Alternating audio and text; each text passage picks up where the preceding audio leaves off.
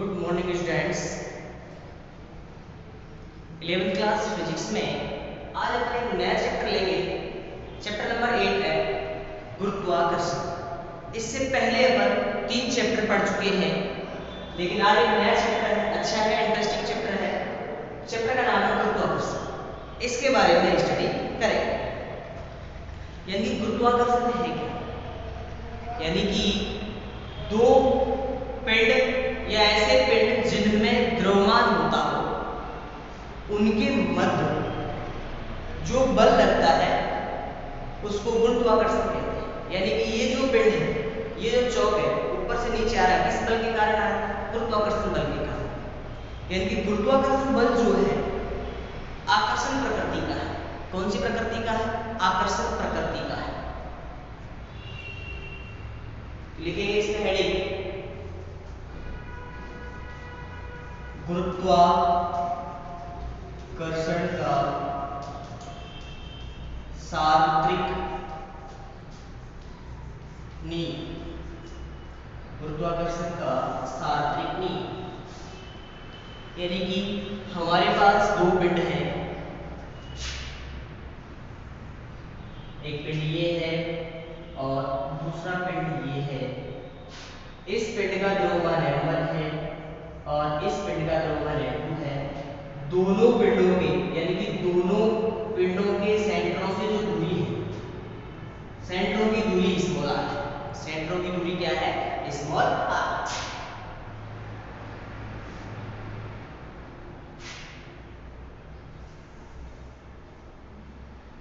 इस पिंड का द्रव्यमान m1 और पिंड का द्रव्यमान m2। अभी मैंने बताया जो गुरुत्वाकर्षण बल है वह आकर्षण प्रकृति का है। कौन सी प्रकृति का है? आकर्षण प्रकृति। यानी कि ये एक दूसरे को क्या करेंगे? अट्रैक्ट करेंगे। क्या करेंगे? एक दूसरे को अट्रैक्ट, और F बल से अट्रैक्ट करते हैं। ये इसको अपनी तरफ खींचेगा, ये इसको अपनी तरफ खींचता है। तो इसमें लिखेंगे ब्रह्मांड में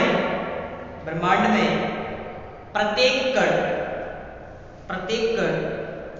किसी भी अन्य कण को अपनी ओर एक बल द्वारा आकर्षित करता है,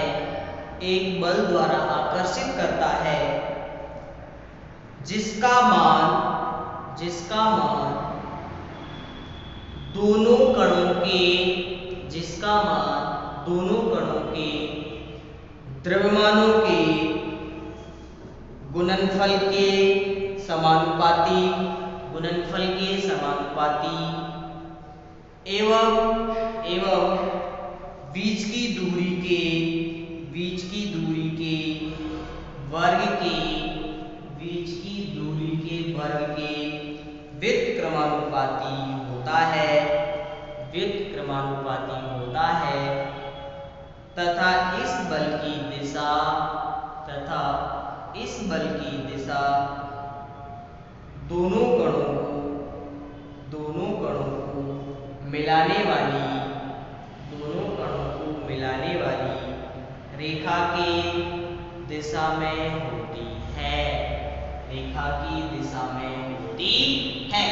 यानी कि दो पिंडों के द्रव्यमान के गुणनफल के समानुपाती और उनकी बीच की दूरी के वर्ग के व्युत्क्रमानुपाती होती है। अब देखिए F समानुपाती दोनों पिंडों के द्रव्यमान के गुणनफल के समानुपाती और उनकी बीच की दूरी के वर्ग की क्या होती है? व्युत्क्रमानुपाती होती है। F क्या हो जाएगा? G m1 m2 upon r square, जहां G सार्वत्रिक गुरुत्वाकर्षण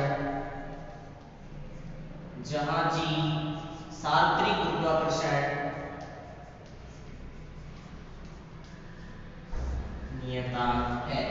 जहां g सार्वत्रिक गुरुत्वाकर्षण नियतांक है, g equal to 6.67 into 10⁻11 newton metre square upon kilogram होता है। यानी कि क्या होगा जी, यहाँ पर newton metre square upon kilogram square होता है। मात्रा किसका, newton metre square upon kilogram square. विमा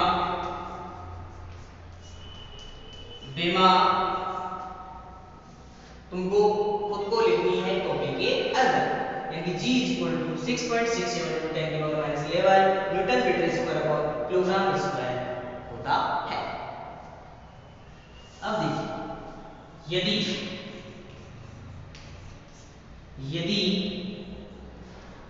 m1 equal to m2 equal to 1 kg, यानी कि दोनों पिंड 1-1 किलोग्राम के, दोनों पिंड क्या हो, 1-1 किलोग्राम के हो, तथा r क्या हो, 1 मीटर, यानी कि दोनों पिंडों के बीच की दूरी 1 मीटर हो, तो संख्यात्मक रूप से गुरुत्वाकर्षण बल किसके बराबर होता है, सार्वत्रिक गुरुत्वाकर्षण नियतांक के बराबर होता है। तो यानी लिख सकते हैं F इक्वल टू हो जाएगा g, यानी कि संख्यात्मक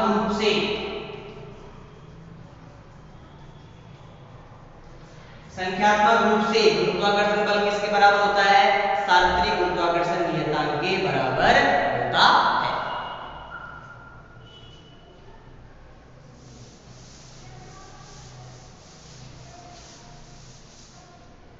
इसी को सदिश फॉर्म में यदि लिखा जाएगा तो हो जाएगा F सदिश is equal to g m1 m2 upon r square r cap.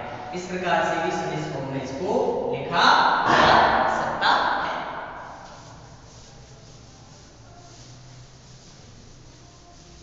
लिख लीजिए फटाफट से।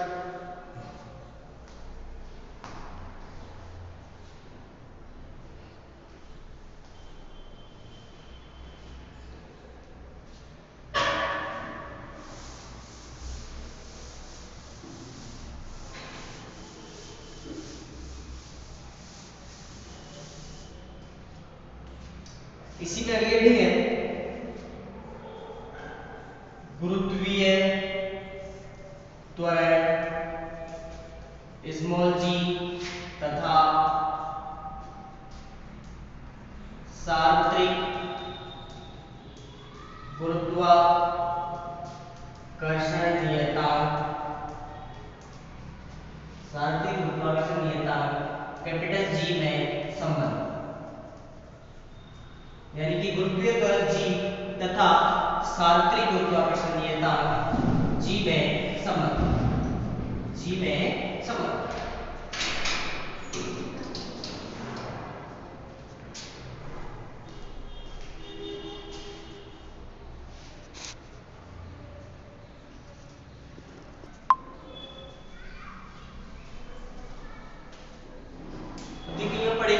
गुरुत्वीय त्वरण g तथा सार्वत्रिक गुरुत्वाकर्षण नियतांक g में संबंध।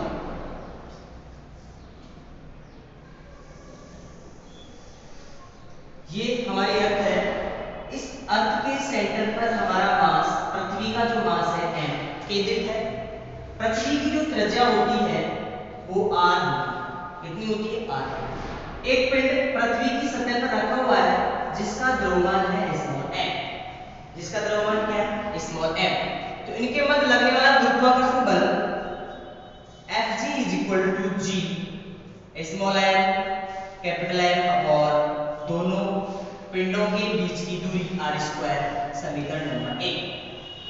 लेकिन इस पिंड पर नीचे की ओर लगने वाला भार बल यानी कि F इज इक्वल टू वो होगा स्मॉल mg।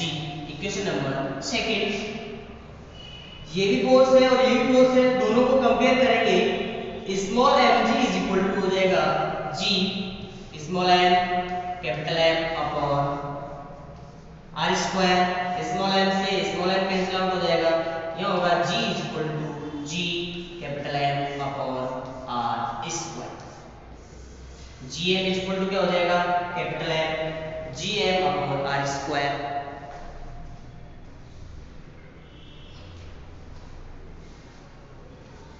अब देखिए यहाँ पर g का जो मान होता है वो होता है 6.67 × 10⁻11 newton metre square upon kilogram square.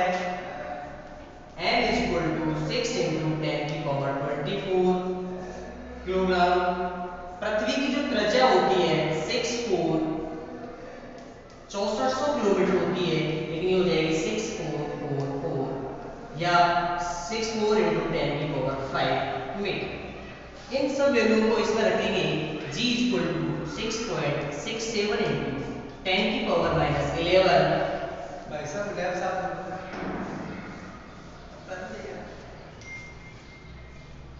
6 × 10⁻24 upon r का स्क्वायर 64 × 10⁻5 स्क्वायर। इन सबको सॉल्व करोगे g की जो वैल्यू होगी 9.8 मीटर/सेकंड स्क्वायर प्राप्त होती है। यानी कि पृथ्वी की सतह पर गुरुत्वीय त्वरण g का जो मान होता है वो 9.8 मीटर/सेकंड स्क्वायर प्राप्त होता है। आज की इस क्लास को यहीं पे विराम देते हैं। Have a nice day. Thank you.